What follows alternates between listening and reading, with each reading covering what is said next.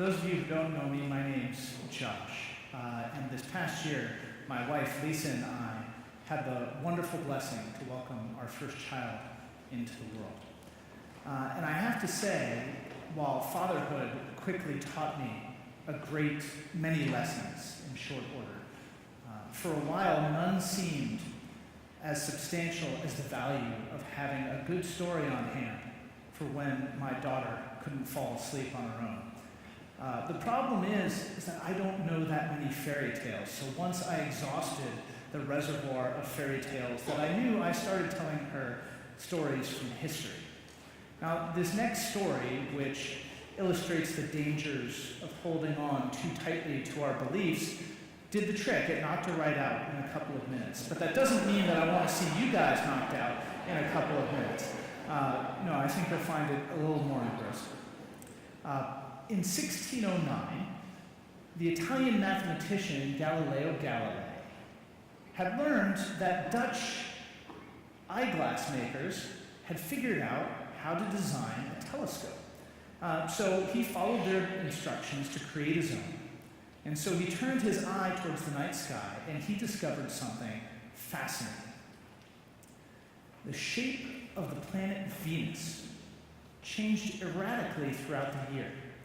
And the changes made no sense if, as according to contemporary philosophy of the time, all of the planets and all of the heavenly bodies rotated around the Earth. The changes only made sense if both Venus and the Earth orbited the sun. Galileo kept making more and more observations for several months, and then he published his observations in the Starry Messenger, a discourse on astronomy that set the world aflame. Scientists and clerics alike rushed to challenge Galileo's assertions, and by 1615, the Starry Messenger had been submitted to the Roman Inquisition, bringing Galileo into conflict with church officials throughout Europe. Following a long string of accusations and interrogations, and more accusations and more interrogations, Galileo was finally charged with heresy and sentenced to house arrest, where he remained until his death 9 years later. Now, ironically, the events set in motion by Galileo's conflict with the church helped usher in an era of systematic and scientific scrutiny, no longer content to allow church fathers and royalty to define their realities. Academics and merchants alike embraced empiricism, a philosophy that privileges observation over creed and fact over faith. Using empirical methods, one deduces truth through first, an unbiased exploration of available evidence, and second, the development of a hypothesis or a theory to fit that evidence. If existing beliefs don't fit the facts at hand, then, quite simply, they're wrong. Now, it's this tradition of empiricism that allowed Western civilization to achieve its greatest heights in the fields of science, philosophy, theology, and literature. And it's this tradition of empiricism that enables us to so easily dismiss the Catholic Church's obstinance in the face of Galileo's overwhelming evidence. As inheritors of the empirical tradition, we instinctively understand that our beliefs should fit the facts, not the other way around. So why, you might ask, is our world still littered with so many fallacies and falsehoods? Why doesn't everyone just use the empirical methods to see through the litany of charades and pretenses that plague the public domain? Well, empiricism may sound great in theory, but it relies upon us to put our trust in facts and to privilege them over the ideas we already have. And unfortunately, that's just not how the human brain works. Primitive humans weren't concerned with the Earth's orbit.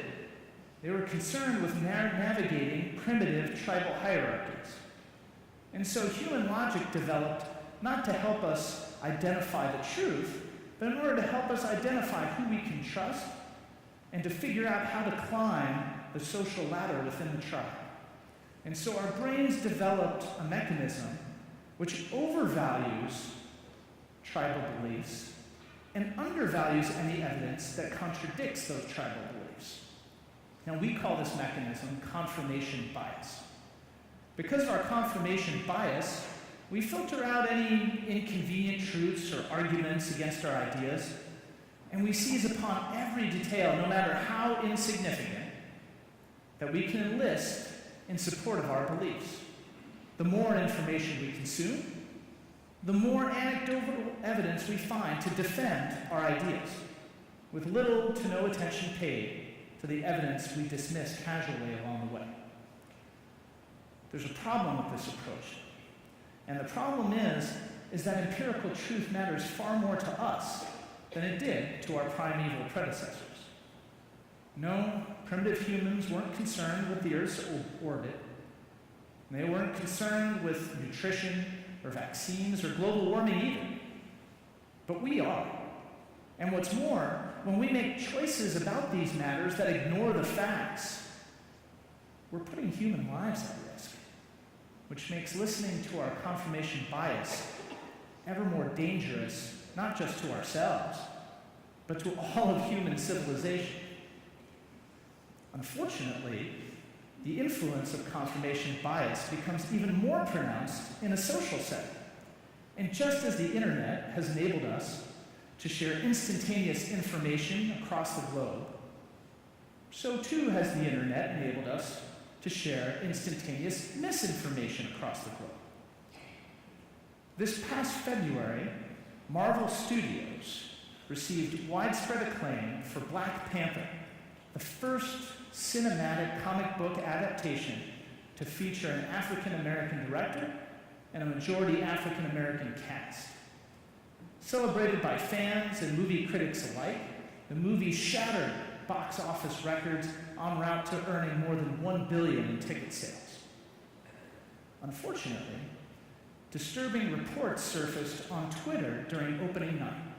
Several Caucasian moviegoers and their loved ones had been assaulted by African Americans attending the movie, who told them that white people didn't belong at the film.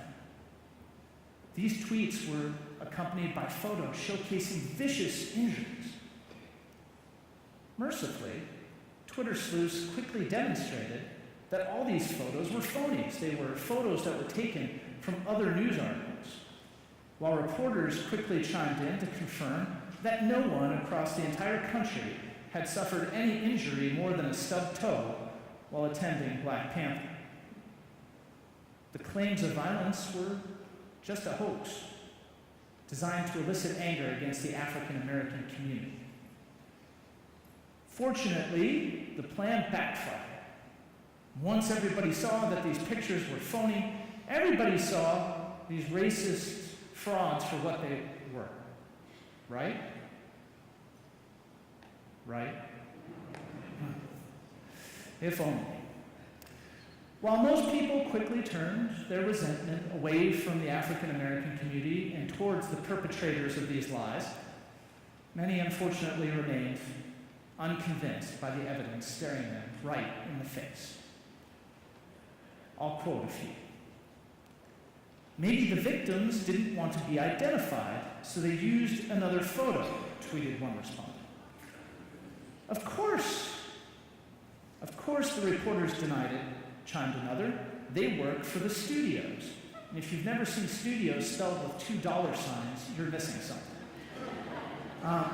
My personal favorite: "Even if these reports are fake, this death happened somewhere, and the fake news media is covering it up."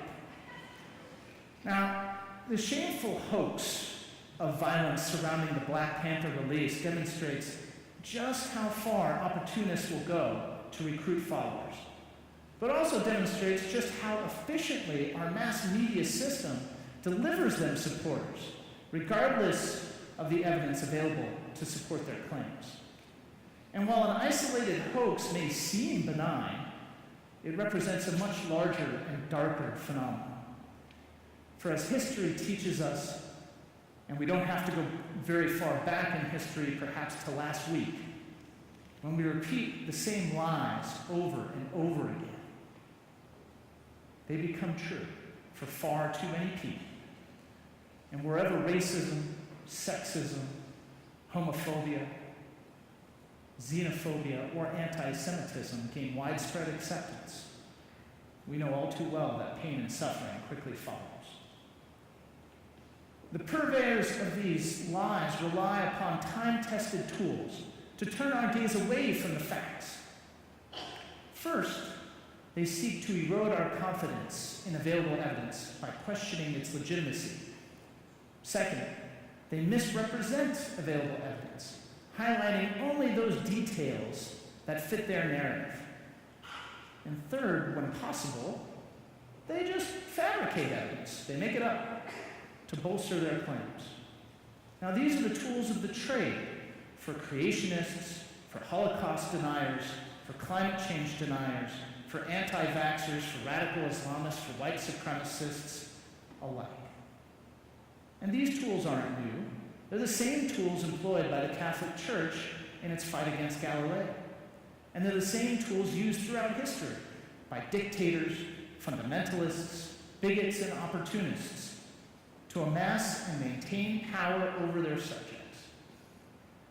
Now, however, they can be deployed by anyone worldwide with the push of a button. As Jews, we have a vested interest in putting a stop to the spreading of lies and encouraging commitment to empirical truth. And not just because the tools used to wage war against the truth have so often been employed to persecute us. Rather, Judaism is actually an integral component of the Jewish faith. Now, some of you might be shaking your head side to side when you hear faith and truth in the same sentence, especially if you've ever had the fortune to visit the Israeli Museum of National History right as the curators were covering over the exhibit on dinosaurs and evolution before the Haredi students came to see it. However, if we look at traditional Judaism's relationship with empiricism, forged in our most ancient texts and refined throughout our people's history, we'll find that Judaism actually asks us to open our minds and our hearts to new discoveries, even when those discoveries challenge or undermine Jewish tradition. Though the Hebrew Bible describes many different encounters with God, few are as renowned as Moses' conversation at the burning bush. There, God instructs Moses to deliver the Israelites from Egypt, but before he's willing to go, Moses says, "I need to know your name." And God gives Moses a very puzzling reply. Eyeh asher eyeh.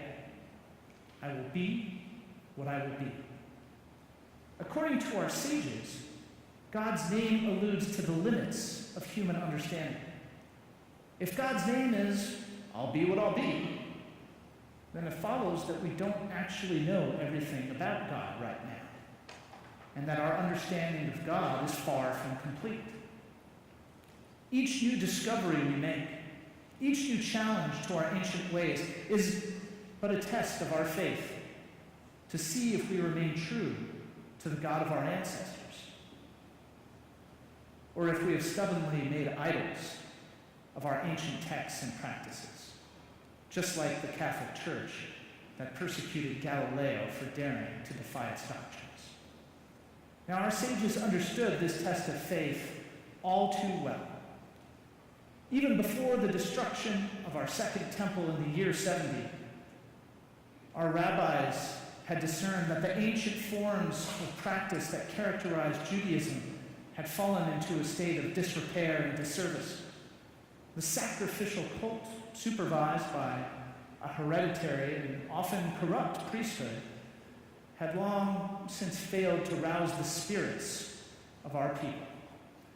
And so, innovators like Hillel and Shammai devised new practices based upon study and dialogue and prayer. And they codified those practices in what they called the Oral Torah, an unwritten supplement to the Hebrew Bible that was designed to help Jews live rich and meaningful lives in the modern world.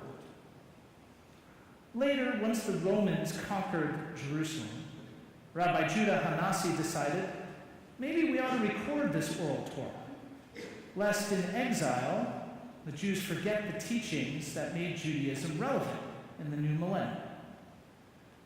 This commitment to making lives meaningful for the times was not isolated. In fact, in the 8th century, when the Karaites rejected the teachings of the rabbis and urged Jews to go back to the Bible and model their lives strictly on biblical law, they were labeled apostates, not because they had departed from the faith of their fathers, but because they had clung too closely to it, even once history had taught that it was time for Judaism to evolve. And 400 years later, the great Maimonides, one of the greatest, most significant and influential rabbis of our time, taught that Jews shouldn't hesitate to change their understandings of Judaism in cases where the weight of scientific evidence was overwhelmingly clear.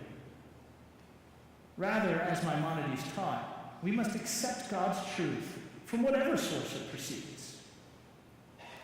And so, as new discoveries continually changed the landscape of the world in which our religion existed, visionaries came along and helped traditional Judaism integrate new discoveries with our traditional teachings, so that we can achieve new understandings of our relationship with God, all in accordance with God's revelation to Moses.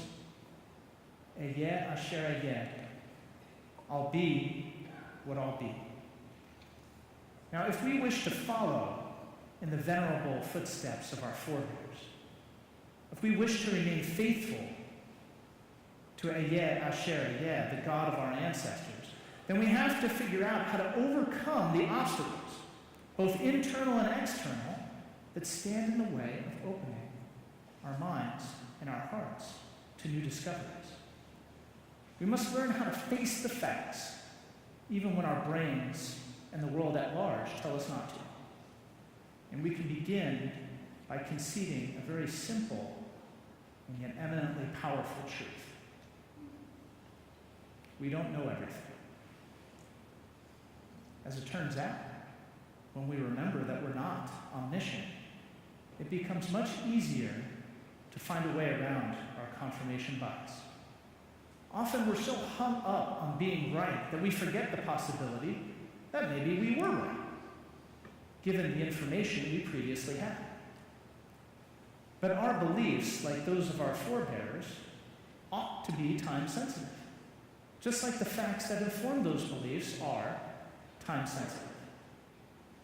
As new discoveries are made, as new facts are unearthed about the world and our role within it, our beliefs should evolve and change. And once we've recognized that our beliefs should change, then it becomes a lot easier to stop identifying ourselves with our ideas. It's so easy to think sometimes that we are the beliefs that we represent to the world, that when someone or something questions our opinions, we get defensive, as if we're being attacked. But we're not civil representatives. We didn't make campaign promises to the other people in this room based upon our beliefs. And so we have every right to change our opinion. Not to mention, I think all of us would be a bit happier if even our representatives changed their minds when presented with new evidence once in a while. Present company excluded, of course. By acknowledging the limits of our knowledge and separating our identity from our beliefs, we can circumvent our confirmation bias, giving our minds permission to base our beliefs on fact. But unfortunately, bypassing our own brains isn't enough. After all, there's a whole world out there full of people who want us to believe exactly as they do. And they're not above misplacing or misrepresenting or even manufacturing facts in order to convince us. So how do we elude them? How do we find the facts hiding somewhere in the vast expanse of bias propaganda and falsehood that lies before us? Well, if conceding that we don't know everything is the key to circumventing our own brain's defenses, then the key to skirting the world's biases is to recognize that they don't know everything either. Now that's not too hard when we think about most of the world.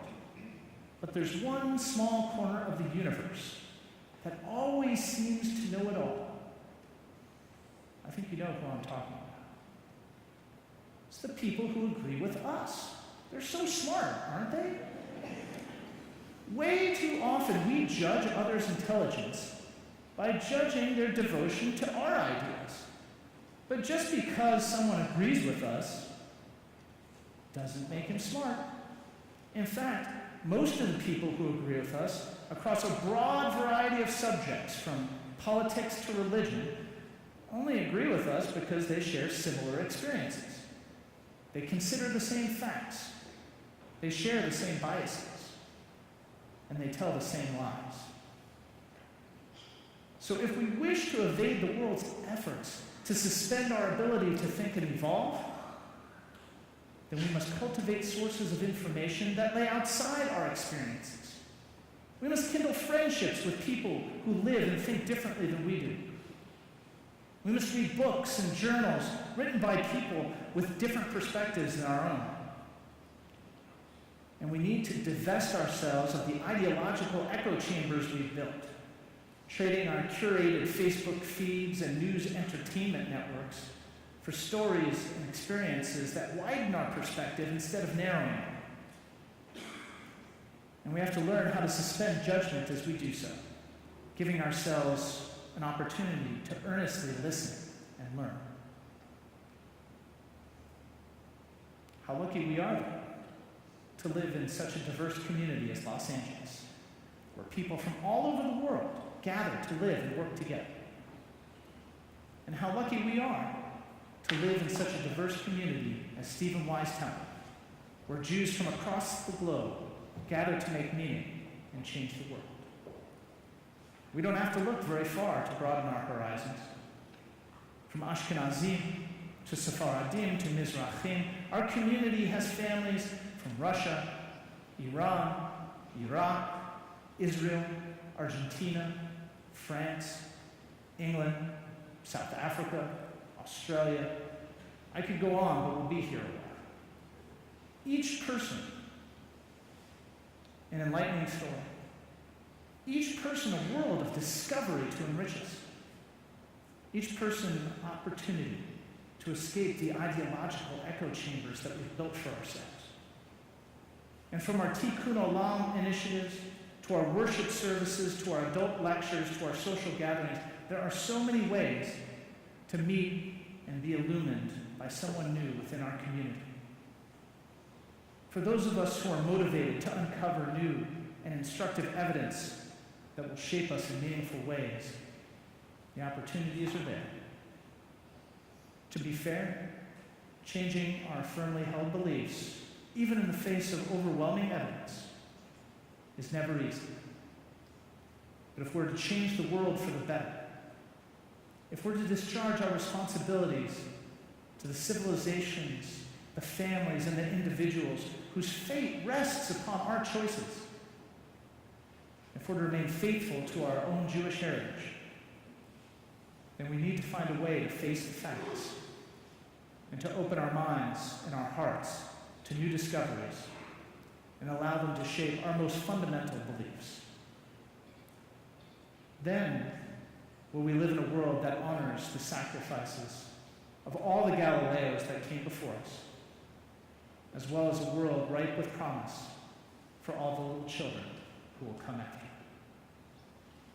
May this be the blessing we give to our community, to our loved ones in this new year. Gmar Chatima Tova.